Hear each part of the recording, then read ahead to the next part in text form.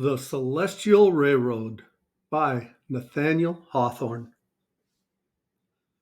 Not a great while ago, passing through the Gate of Dreams, I visited that region of the earth in which lies the famous City of Destruction. It interested me much to learn that by the public spirit of some of the inhabitants, a railroad had recently been established between this populous and flourishing town and the Celestial City. Having a little time upon my hands, I resolved to gratify a liberal curiosity by making a trip thither. Accordingly, one fine morning, after paying my bill at the hotel and directing the porter to stow my luggage behind a coach, I took my seat in the vehicle and set out for the station house. It was my good fortune to enjoy the company of a gentleman, one Mr. Smooth It Away, who, though he had never actually visited the Celestial City, yet seemed as well acquainted with its laws, customs, policy, and statistics as with those of the City of Destruction, of which he was a native townsman. Being, moreover, a director of the Railroad Corporation and one of its largest stockholders, he had it in his power to give me all the desirable information respecting that praiseworthy enterprise. Our coach rattled out of the city and at a short distance from its outskirts passed over a bridge of elegant construction, but somewhat too slight, as I imagined, to sustain any considerable weight. On both sides lay an extensive quagmire which could not have been more disagreeable, either to sight or smell, had all the kennels of the earth emptied their pollution there. "This," remarked Mr. Smoothitaway, "is the famous Slough of Despond, a disgrace to all the neighborhood, and the greater that it might so easily be converted into firm ground." "I have understood," said I, "that efforts have been made for that purpose from time immemorial. Bunyan mentions that above 20,000 cartloads of wholesome instructions have been thrown in here without effect." "Very probably, and what effect could be anticipated from such unsubstantial stuff?" cried Mr. Smoothitaway. "You observe this convenient bridge. We obtained a sufficient foundation for it by throwing into the slough some editions of books of morality, volumes of French philosophy and German rationalism, tracts, sermons, and essays of modern clergymen, extracts from Plato, Confucius, and various Hindu sages, together with a few ingenious commentaries upon texts of Scripture, all of which, by some scientific process, had been converted into a mass like granite. The whole bog might be filled up with similar matter." It really seemed to me, however, that the bridge vibrated and heaved up and down in a very formidable manner, and in spite of Mr. Smoothitaway's testimony to the solidity of its foundation, I should be loath to cross it in a crowded omnibus, especially if each passenger were encumbered with as heavy luggage as that gentleman and myself. Nevertheless, we got over without accident and soon found ourselves at the station house. This very neat and spacious edifice is erected on the side of the little wicket gate, which formerly, as all pilgrims will recollect, stood directly across the highway, and, by its inconvenient narrowness, was a great obstruction to the traveler of a liberal mind and expansive stomach. The reader of John Bunyan will be glad to know that Christian's old friend evangelist, who was accustomed to supply each pilgrim with a mystic roll, now presides at the ticket office. Some malicious person, it is true, deny the identity of this reputable character with the evangelist of old times, and even pretend to bring competent evidence of an imposture. Without involving myself in a dispute, I shall merely observe that, so far as my experience goes, the square pieces of pasteboard now delivered to passengers are much more convenient and useful along the road than the antique roll of parchment. Whether they will be as readily received at the gate of the Celestial City, I decline to give an opinion. A large number of passengers were already at the station house awaiting the departure of the cars. By the aspect and demeanor of these persons, it was easy to judge that the feelings of the community had undergone a very favorable change in reference to the celestial pilgrimage. It would have done Bunyan's heart good to see it. Instead of a lonely and ragged man with a huge burden on his back, plodding along sorrowfully on foot while the whole city hooted after him, here were parties of the first gentry and most respectable people in the neighborhood, setting forth toward the celestial city as cheerfully as if the pilgrimage were merely a summer tour. Among the gentlemen were characters of deserved eminence, magistrates, politicians, and men of wealth, by whose example religion could not but be greatly recommended to their meaner brethren. In the ladies' apartment, too, I rejoiced to distinguish some of those flowers of fashionable society who are so well fitted to adorn the most elevated circles of the celestial city. There was much pleasant conversation about the news of the day, topics of business and politics, or the lighter matters of amusement, while religion, though indubitably the main thing at heart, was thrown tastefully into the background. Even an infidel would have heard little or nothing to shock his sensibility. One great convenience of the new method of going on pilgrimage I must not forget to mention. Our enormous burdens, instead of being carried on our shoulders, as had been the custom of old, were all snugly deposited in the baggage car, and, as I was assured, would be delivered to their respective owners at the journey's end. Another thing, likewise, the benevolent reader will be delighted to understand. It may be remembered that there was an ancient feud between Prince Beelzebub and the keeper of the wicket gate, and that the adherents of the former distinguished personage were accustomed to shoot deadly arrows at honest pilgrims while knocking at the door. This dispute, much to the credit as well as of the illustrious potentate above mentioned as of the worthy and enlightened directors of the railroad, has been pacifically arranged on the principle of mutual compromise. The prince's subjects are now pretty numerously employed about the station house, some in taking care of the baggage, others in collecting fuel, feeding the engines, and such congenial occupations, and I can conscientiously affirm that persons more attentive to their business, more willing to accommodate, or more generally agreeable to the passengers are not to be found on any railroad. Every good heart must surely exult at so satisfactory an arrangement of an immemorial difficulty. "Where is Mr. Greatheart?" I inquired. Beyond a doubt, the directors have engaged that famous old champion to be chief conductor on the railroad. "Why, no," said Mr. Smooth-it-away with a dry cough.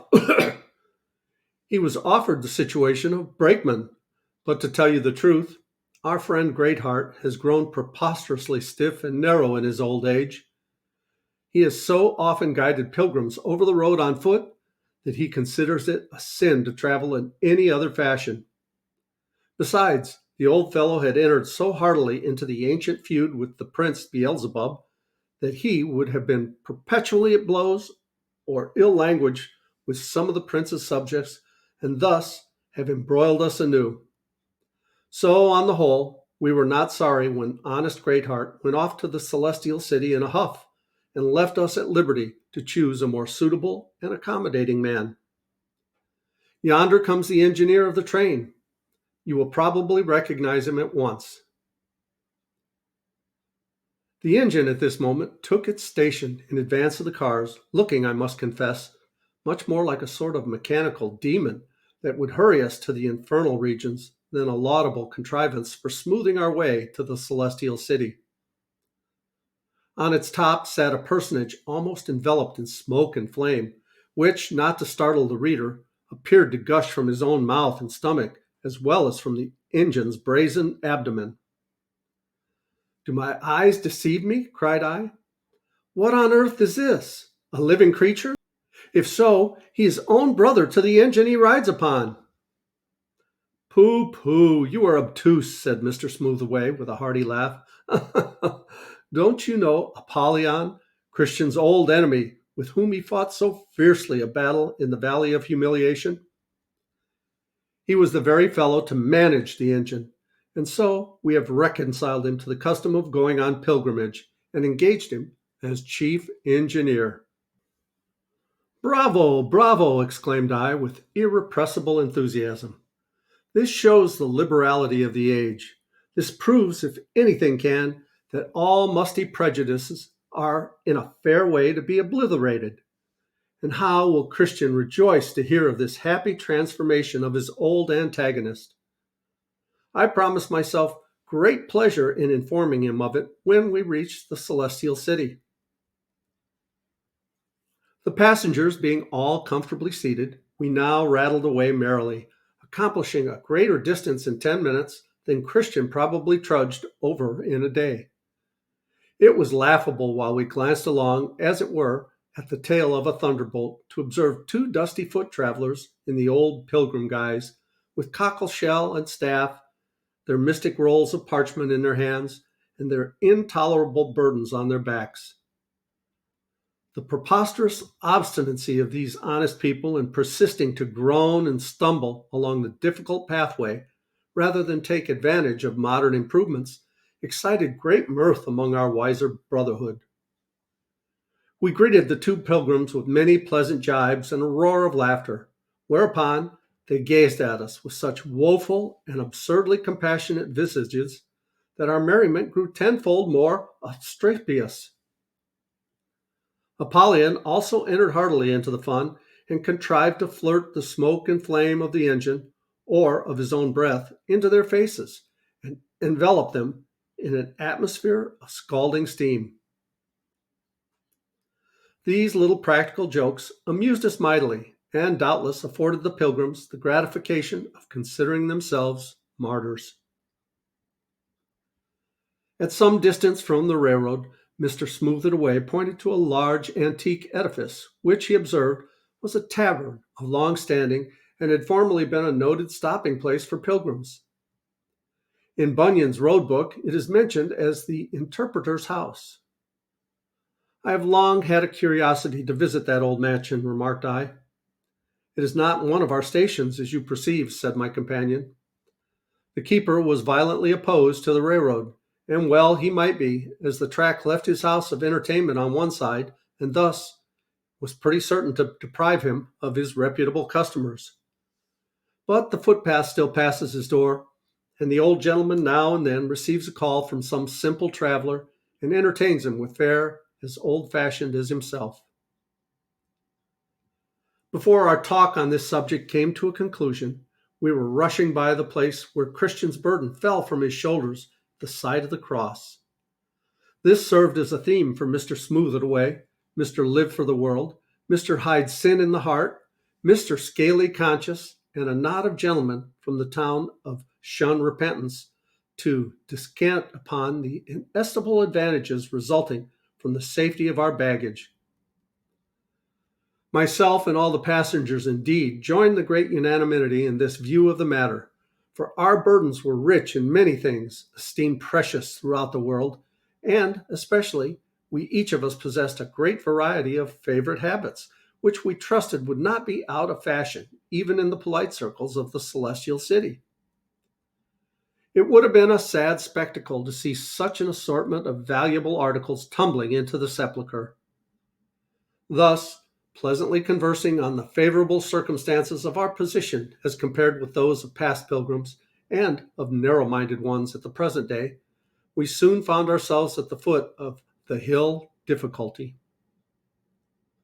Through the very heart of this rocky mountain, a tunnel had been constructed of most admirable architecture, with a lofty arch and a spacious double track, so that unless the earth and rocks should chance to crumble down, it will remain an eternal monument of the builder's skill and enterprise. It is a great, though incidental advantage that the materials from the heart of the hill Difficulty have been employed in filling up the valley of Humiliation, thus obviating the necessity of descending into that disagreeable and unwholesome hollow.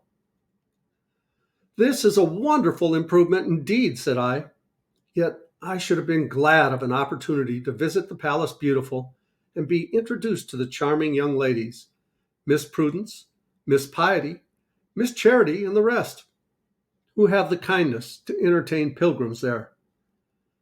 Young ladies, cried Mr. Smooth-it-away, as soon as he could speak from laughing. And charming young ladies? Why, my dear fellow, they are old maids, every soul of them, prim, starched, dry, and angular, and not one of them, I will venture to say, has altered so much as the fashion of her gowns since the days of Christian's pilgrimage. Ah, well, said I, much comforted, then I can very readily dispense with their acquaintance. The respectable Apollyon was now putting on the steam at a prodigious rate, anxious perhaps to get rid of the unpleasant reminiscences connected with the spot where he had so disastrously encountered Christian. Consulting Mr. Bunyan's road book, I perceived that we must now be within a few miles of the valley of the shadow of death, into which doleful region, at our present speed, we should plunge much sooner than seemed at all desirable.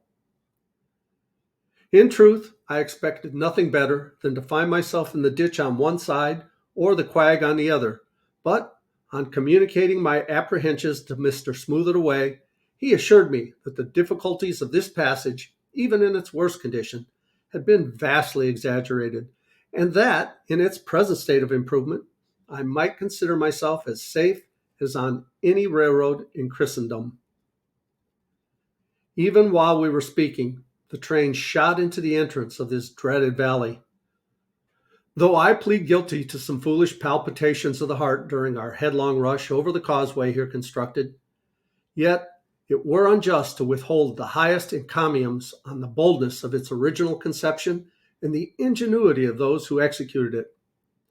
It was gratifying likewise to observe how much care had been taken to dispel the everlasting gloom and supply the defect of cheerful sunshine, not a ray of which has ever penetrated among these awful shadows. For this purpose, the inflammable gas which exudes plentifully from the soil is collected by means of pipes and thence communicated to a quadruple row of lamps along the whole extent of the passage. Thus, a radiance has been created even out of the fiery and sulphurous curse that rests upon the valley. A radiance hurtful, however, to the eyes, and somewhat bewildering, as I discovered by the changes which it wrought in the visages of my companions. In this respect, as I compared with natural daylight, there is the same difference as between truth and falsehood. But if the reader has ever traveled through the dark valley, he will have learned to be thankful for any light that he can get, if not from the sky above, then from the blasted soil beneath. Such was the red brilliancy of these lamps that they appeared to build walls of fire on both sides of the track, between which we held our course at lightning speed, while a reverberating thunder filled the valley with its echoes. Had the engine run off the track, a catastrophe, it is whispered, by no means unprecedented, the bottomless pit, if there be any such place, would undoubtedly have received us. Just as some dismal fooleries of this nature have made their heart quake, there came a tremendous shriek careening along the valley as if 1,000 devils had burst their lungs to utter it, but which proved to be merely the whistle of the engine on arriving at a stopping place. And speaking of stopping places, I think we'll stop here and continue with this story in the next video. I love you guys. As Tigger says, ta-ta for now.